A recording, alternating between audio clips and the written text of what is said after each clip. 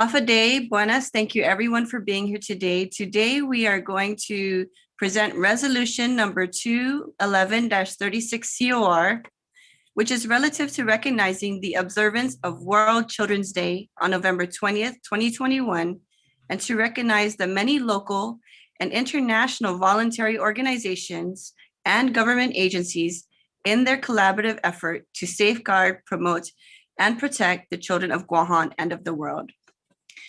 And we will start. Can we share the screen, please, of the resolution?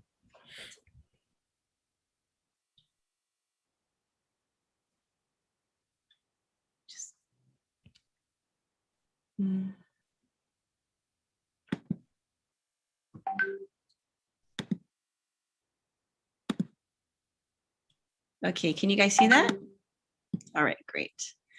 Okay, so resolution number 211-36 COR is relative to recognizing the observance of World Children's Day on November 20th, 2021, and commending the many local and international volunteer and nonprofit organizations and the government agencies in their collaborative efforts to safeguard, promote, and protect the children of Guahan and the world. Be it resolved by the Committee on Rules of Iminay 36 Nalas Latour in Guahan, whereas in 1920, with the support of the International Committee of the Red Cross, the Save the Children Fund was organized and structured around the International Save the Children Union. And whereas on February 23rd, 1923, the International Save the Children Union adopted a version of the Declaration of the Rights of the Child, which was later ratified and sent to the League of Nations. And whereas on September 26, 1924, the League of Nations adopted the declaration and titled it the Geneva Declaration.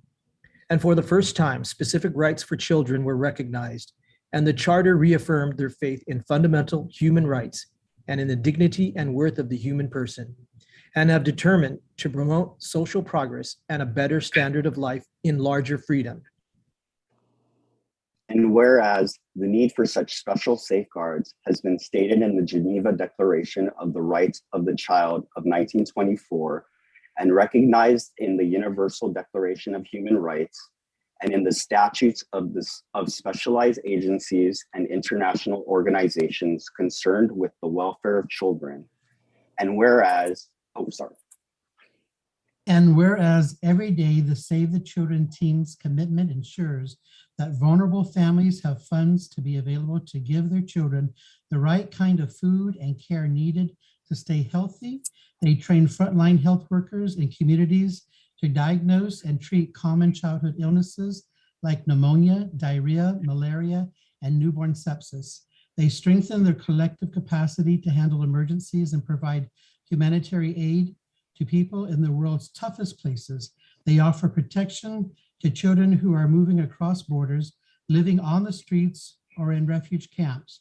And they also focus on children who are heightened risk, including girls who are forced into child marriage and boys and girls who are forced into dangerous working conditions or recruited as children's soldiers.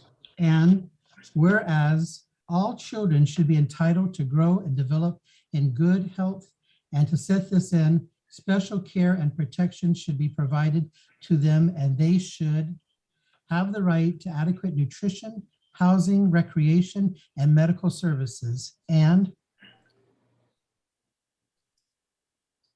whereas every child is entitled to receive an education which will promote their general culture and enable them on a basis of equal opportunity to develop their abilities, individual judgment, and a sense of moral and social responsibility, and to become a valuable member of society.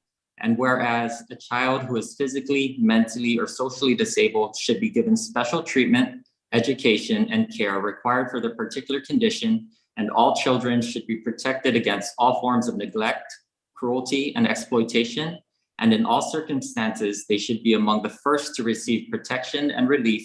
And whereas every child should enjoy special protections and should be given opportunities and facilities by law and by other means to enable them to develop physically, mentally, morally, spiritually, and socially in a healthy and normal manner and in conditions of freedom and dignity. And whereas the child welfare system is not a single entity, as it takes many government agencies and local volunteer and nonprofit organizations on Guam to work together to keep children safe and strengthen families, and to provide in-home family preservation services, foster care, and financial and housing assistance, residential treatment, mental health care, and counseling, education, and mentoring programs.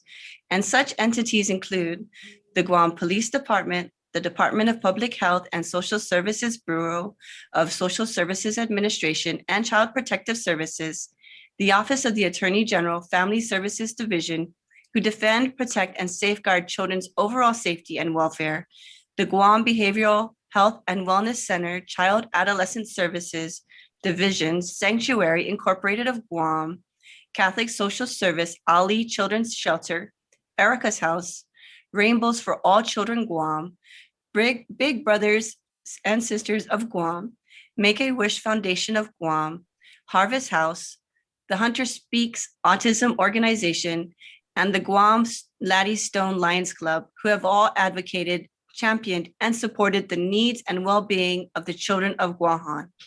Now therefore be it resolved that the Committee on Rules, Vimanay 36, Nalas Latoran Guahan, does hereby, on behalf of Ilas Latoran Guahan and the people of Guam, recognize the observance of World Children's Day on November 20th, 2021, and commend the many local and international volunteer and nonprofit organization and government agencies in their collaborative efforts to safeguard, promote, and protect the children of Guahan. Be it resolved that the Speaker and the Chairperson of the Committee on Rules certify and the Legislative Secretary attest to the adoption hereof, and that copies of the same be thereafter transmitted to the Guam Police Department, the Department of Public Health and Social Services, Bureau of Social Services Administration and Child Protective Services, the Office of the Attorney General, Family Services Division, the Guam Behavioral Health and Wellness Center Child Adolescent Services Division, Sanctuary Incorporated of Guam, Catholic Social Service Ali's Children's Shelter and Erica's House, Rainbows for All Children Guam, Big Brothers, Big Sisters of Guam, Make-A-Wish Foundation of Guam, Harvest House, the Hunter Speaks Autism Organization, and the Guam Laddie Stone Lions Club, and to the Honorable Lourdes A. Leon Guerrero E. Magahagan Guahan.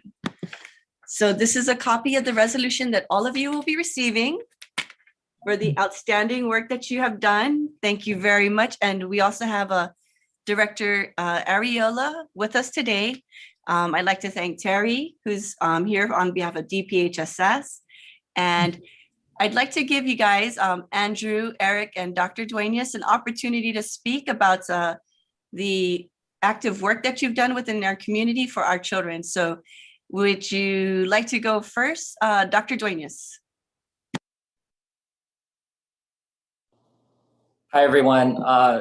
Thank you, Senator. I know you were part of the start of this journey, I think maybe 2 to 3 years ago when we first opened the center, or well, actually first passing the health reform legislation to allow health insurance coverage for autism related services. And then the opening of the center in 2018. Currently, Hunter Speaks provides behavioral therapy to children on the autism spectrum. We provide a service that is the first of its kind on the island. So we're very proud of that, and we couldn't have done it without the help of all our leaders who believed in us and our community partners. There's still a lot of work to be done. Right now, we're focusing on an early intervention program, but our goal at some point is to expand to be able to provide services across the lifespan, which we all know our kids need and we all know our kids deserve. So as long as you continue to put your trust in us, we promise that we will do everything possible to deliver and provide equality for our kids and give them the best opportunities to thrive and be happy in our community. So thank you. Thank you, Dr. Duenas. Andrew? Hi, thank you for the opportunity for me attending this hearing. But I just want to say that like our office, I work at the Office of the Attorney General's office, or the Attorney General of Guam, and two specific divisions really deal with the health, safety, and well-being of our children of Guam. And one is our family division, which ensures that our children get adequate justice and are adequately, protected, from any harm, any be that physical or psychological, and just to ensure that they are getting the best life that they can, and under the justice system. But I also head the Child Support Enforcement Division. And we have a very important mission to ensure that our children are supported by their parents. So I just want to thank the legislature for always supporting our programs that help our children. And we look forward to working with the legislature in the future to ensure that our programs that directly service our children are adequately funded and supported. Thank you. Thank you very much, Attorney Paris. Eric? Thank you, Senator, for recognizing and acknowledging with this resolution the work of the MakeAWish Foundation of Guam and CNMI and all the other charitable organizations that are present here today for this Zoom meeting. The MakeAWish Foundation of Guam and CNMI has, as of this year, has been around for 33 years. And it was founded back in 1988 by the late Frank Bloss, Lieutenant Governor Frank Bloss. And it was with that vision that was part of recognizing that there are critically ill children that their whole life is basically going to the hospital or getting treatment, medical treatment, and they really don't get a chance to be a child. And so this mission that was started in Arizona back in 1983 moved over to Guam, and we had our chapter, shortly after the national chapter started. And so we feel that the work is something that, we don't pretend to be the medicine for these kids. We acknowledge that along with the medical treatment of physicians with the patients and the children, that along with a wish, it gives these kids who are facing very tough times a chance to really enjoy being a kid. And as we are all adults now, and we know that when we get sick, we feel miserable. So if we can just place ourselves and empathize with what that does to a child, then we feel it's really important for us to kind of give back and make sure that child doesn't go through his life or her life not knowing what a great day is without having to think about how sick they are. And so acknowledging that work and what we do and our mission really is very inclusive. It states together we grant the wishes of children with critical illnesses. And so we feel that it's an important endeavor. And thank you for recognizing that, Senator. Thank you, Eric. And Terry, are you the Deputy Director of DPHSS? Right. Okay, very good. Would you like to say some words? I just wanted to make sure. I realize it gets a little bit confusing because for the first time, Public Health has two deputy directors. And so it's kind of divided up between myself and Deputy Lori Duenas. But, I really want to take this opportunity to reach out and thank all of you. Through the years, we have worked with so many of the different programs and agencies that are up here and actually that are listed in this document as well. And so much can be said. The last 2 years, I have been a licensed foster parent before I came back to public health. And then prior to that, of course, a social worker for many years, knowing very well that so many of our foster children do not get the medical care that they need early on during their developmental years. And that some of the orthopedic conditions, the issues around cleft palate, cleft lip, and so forth, are problems, are obstacles to growing up strong and healthy, especially during those early years. And so there's such a need, such an incredibly increasing need to provide services and develop these services and to make them the very best they can, because so many of our families are unable to go off island. So it's documents like this that help strengthen what we are trying to do as a community. So I can't thank you enough. But I'm going to go on to say that, you know, CPS gets around 1,300 CPS referrals for child abuse and neglect, to include abandonment and, of course, sexual assault. And the numbers continue to be alarming, and the types of abuse continue to be astonishing. And if somebody were to look at Guam culturally as a community, it's so hard to believe that there's so much that goes on behind closed doors.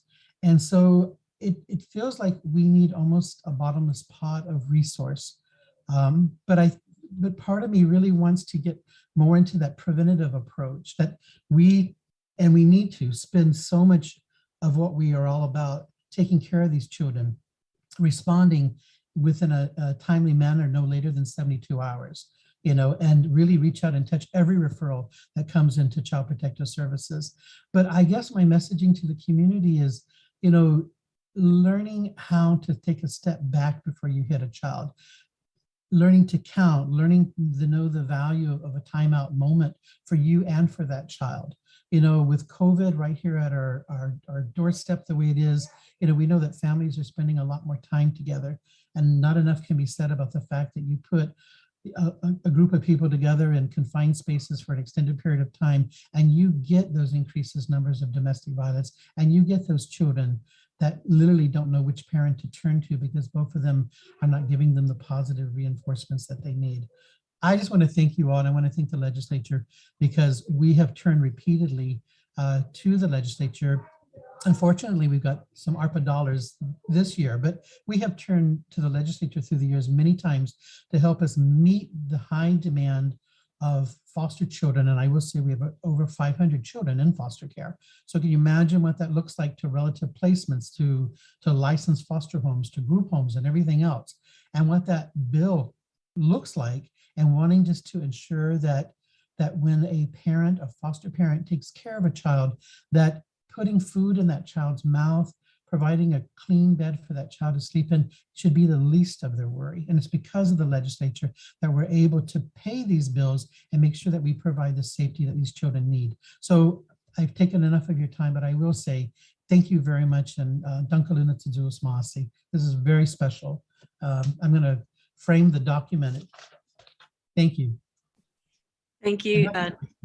Thank you, Deputy Director. And thank you also for the awareness, and also, for bringing these things into light, because these are issues that we need to discuss as a community, and we need to create a better foundation to helping these children and their families. So, and now we have Mrs. Holleran. Ms. Holleran, thank you for joining us. Would you like to say some words on your work that you've been doing throughout the years?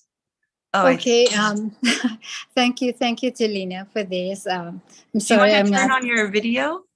Oh yes, I did. Oh, okay. Hi. I'm in the beautiful island of Hawaii right now. So I do want to thank you for this opportunity, because Rainbows has been on the island for the past 34 years, and we have helped over 25,000 children and families. And at this moment, because of COVID, it's a little bit different. We're trying our best to reach out to our families. And I know that there's a lot of kids that are hurting, and sometimes even to the point of thinking of suicide. One of the things that I wanted to share is that suicide is really a big public health issue. And I think that we need to work all together in helping our school, the school counselors, to help the children that are thinking of self-harm. And this is really, what should I say? In Rainbows, we help the children navigate their emotional feelings of hurt and loss, and help them foster feelings of trust and confidence and healing and hope for a better, brighter tomorrow. And we have been able to help all these children. And also right now, I do thank Teresa Ariola for wait, Dad. Oh, I'm sorry, because they didn't know I was in Zoom. Anyway, I would like to thank Teresa Ariola because this year they had Guam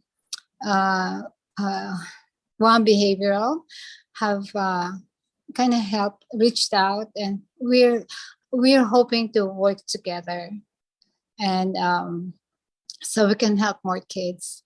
Anyway, thank you so much for this occasion, and it's a delight to see you again and being very progressive. Thank you.